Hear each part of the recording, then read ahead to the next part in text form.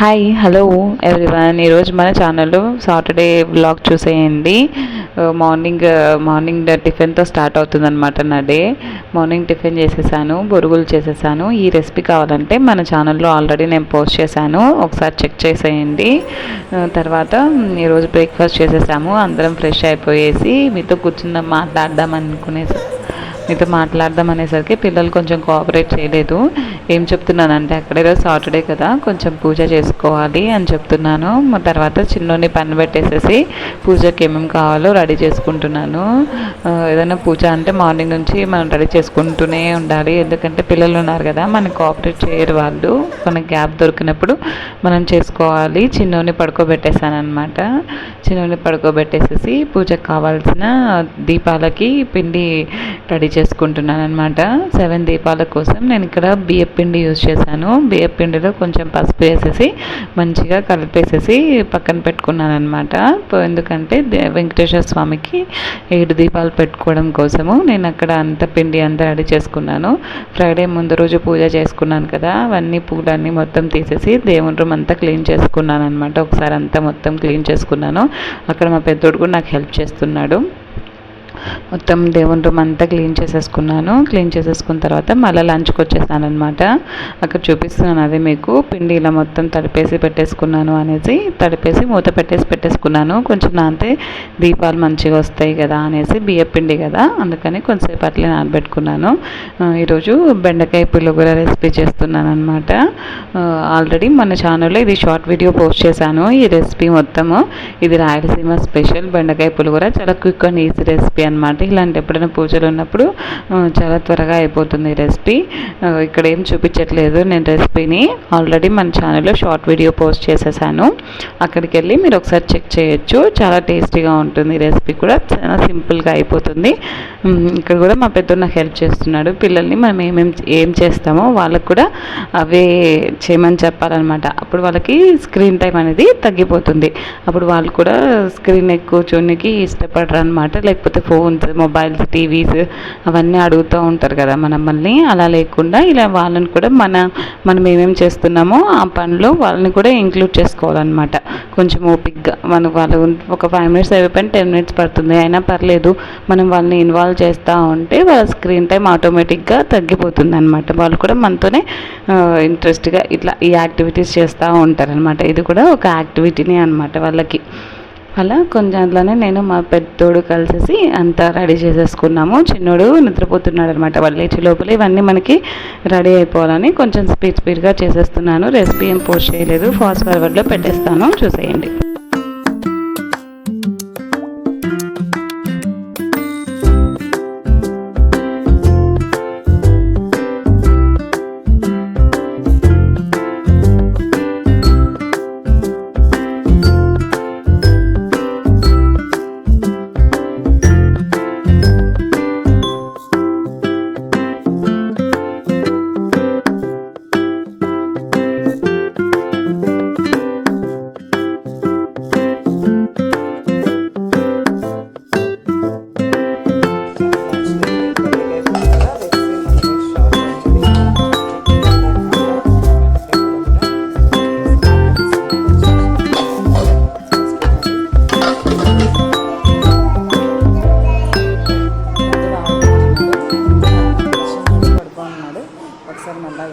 ఒకసారి క్లీన్ చేసేసాను అన్నమాట.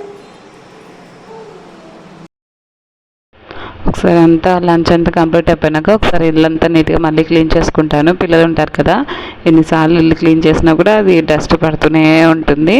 తర్వాత కొద్దిసేపు నేను మా పెద్ద టైం స్పెండ్ చేసేసామన్నమాట.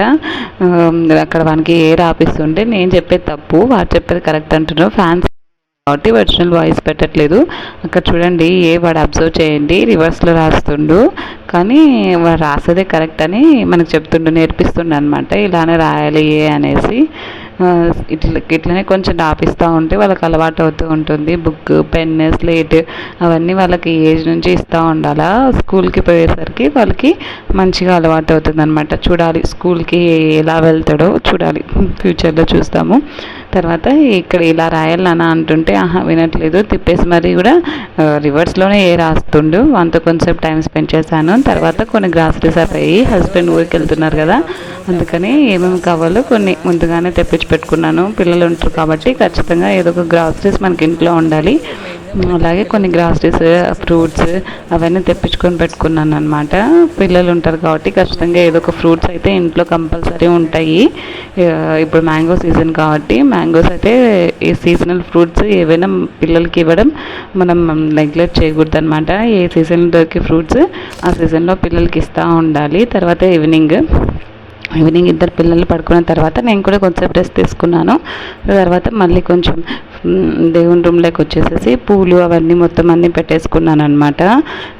తర్వాత మళ్ళీ పిల్లల్ని లేచేశారు, వాడిని కూడా వాళ్ళు లేసేసి దేవునికి కావాల్సిన పూలు అవన్నీ పెట్టేసుకున్నాను అనమాట. తర్వాత తులసాకు ఇంపార్టెంట్ అనమాట ఈ పూజకి మనకి, అందుకే తులసాకు అవన్నీ తీసుకొచ్చుకున్నాను అనమాట. కిందకి వెళ్ళేసి అవంతా తులసాకు కూడా నీట్గా వాష్ చేసేసి మొత్తం దేవుడికి పెట్టుకున్నాను అనమాట. అలాగే మళ్ళీ పిల్లలకి స్నానం చేపించి వాళ్ళు ఫ్రెష్ అప్ అయిన తర్వాత అందరం కలిసి షాప్కి వెళ్ళి టెంకాయ, కొబ్బరికాయ అన్నీ తీసుకొని వచ్చాము. పూలు, ఆకులు అవన్నీ పెట్టేసుకొని దేవునికి మంచిగా పూజ చేసుకున్నాను అనమాట. మ్యూజిక్ యాడ్ చేసేస్తాను, చూడేసేయండి.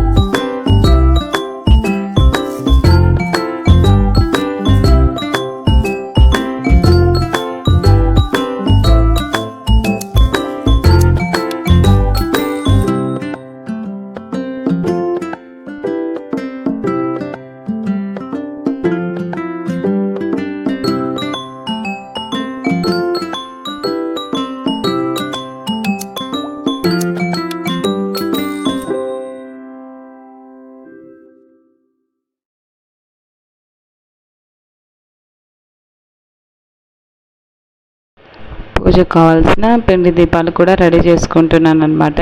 దీపాలు షేప్ నాకు కరెక్ట్గా రాలేదు, అటు ఇటు వచ్చిన మేనేజ్ అయిపోతుంది అనేసి షేప్స్ అటు ఇటు వచ్చేసాయి, ఏం కాదులే అనేసి అడ్జస్ట్ అయిపోయాను. తర్వాత దీపాలన్నింటికి ఒత్తి వేసేసి అన్నీ నీట్గా రెడీగా పెట్టుకున్నాను అనమాట.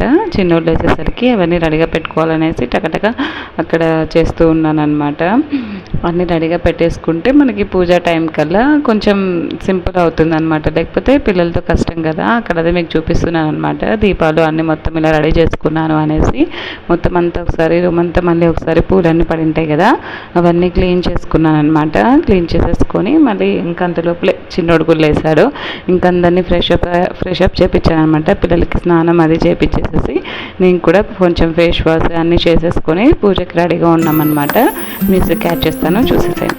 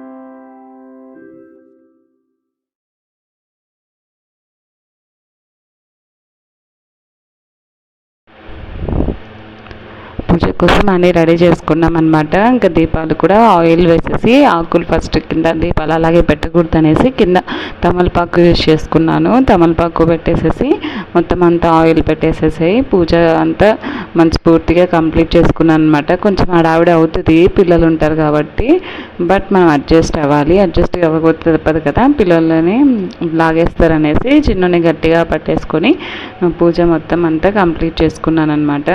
దేవుడికి ఆ రోజు ప్రసాదం అంటే ఏం చేయలేదు, ఇంకా అక్కడికే హడావిడి అయిపోయింది. ఫ్రూట్స్ ఉన్నాయి కదా అనేసి ఫ్రూట్స్ పెట్టేశాను అనమాట. తర్వాత మంచిగా మనస్ఫూర్తిగా పూజ చేసుకున్నాను అనమాట. ఇది నా సెకండ్ సాటర్డే పూజ అనమాట. ఇది ఫస్ట్ సాటర్డే కంప్లీట్ అయ్యింది, నేనేం వీడియో తీయలేదు. ఇది సెకండ్ సాటర్డే అనమాట. ఫస్ట్ పూజదే ఒక షార్ట్ ఏమో పోస్ట్ చేశాను అంతే. ఇది సెకండ్ పూజ సాటర్డే అనమాట. ఇది మంచిగా పూజ అయితే మంచిగా మనస్ఫూర్తిగా చేసుకున్నాను అనమాట. ఫస్ట్ పూజ వచ్చేసి మీరు ఆల్రెడీ అక్షరాభ్యాసం వీడియో చూసింటారు, చిన్న షార్ట్, ఆ రోజు చేసుకున్నాం అనమాట. ఈ పూజ కూడా చేసుకొని ఆ రోజు అక్షరాభ్యాసం చేపించేసామన్నమాట. పూజ అంతా కంప్లీట్ చేసుకున్నాను అనమాట. మ్యూజిక్ యాడ్ చేస్తాను, చూసే.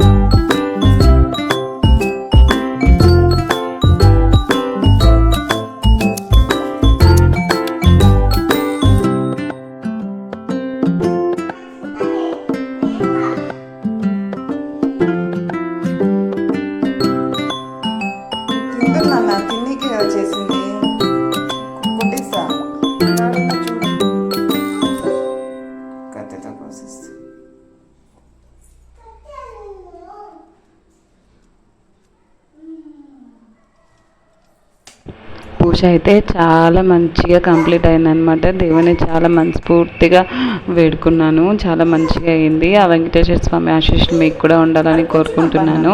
పూజ చాలా బాగా అయిందనమాట. మనసుకి చాలా ప్రశాంతంగా అనిపించింది. పడ్డ కష్టం అంతా ఒకసారిగా ఆయనను చూస్తే పోయినట్టు అనిపించింది అనమాట. నాకైతే నైట్ అయిపోయింది. నైట్ ఇంకేం బ్లాగ్ షూట్ చేయలేదు. ఆల్రెడీ అప్పటికే వర్షం స్టార్ట్ అయ్యేలాగుందనమాట క్లైమేట్. నేను ఒక్కదానే కదా, పిల్లల్ని మేనేజ్ చేస్తా, ఇంకా ఏమీ బ్లాగ్ అయితే షూట్ చేయలేదు. వాళ్ళని చూసుకోనికి టైం సరిపోయింది, ఎందుకంటే వాళ్ళకు కూడా కొంచెం టైం ఇవ్వాలి కదా, అందుకని ఏం బ్లాగ్ షూట్ చేయలేదన్నమాట. రోజు ఈవినింగ్ ఏమో దోశ వేసేసుకొని నైట్కి తినేసాము. అక్కడ చూడండి చిన్నోడు నైట్ అనమాట. వాళ్ళు వర్షం పడుతుంటే ఉరుముతుంది కదా, భయపడిపోతున్నారు అనమాట ఇద్దరు. వర్షం పవర్ లేదు, వచ్చినడైతే వర్షం పడుతుందా అంటే నవ్వుతుంటూ, ఉరుములకేమో అసలు దిగలేదన్నమాట. సౌండ్స్కి అవన్నిటికీ భయపడేసి అడుగుతున్నాను నేను అక్కడ, భయపడ్డావా నాన్న అంటే అని చెప్తుండే అనమాట, వాడి భాషలో చెప్తుండే. కొద్దిసేపు అట్లే ఆడిపించేసేసి ఇంకా నైట్ పడుకోబెట్టేసేసాను అనమాట. ఈ వీడియో నచ్చినట్టయితే లైక్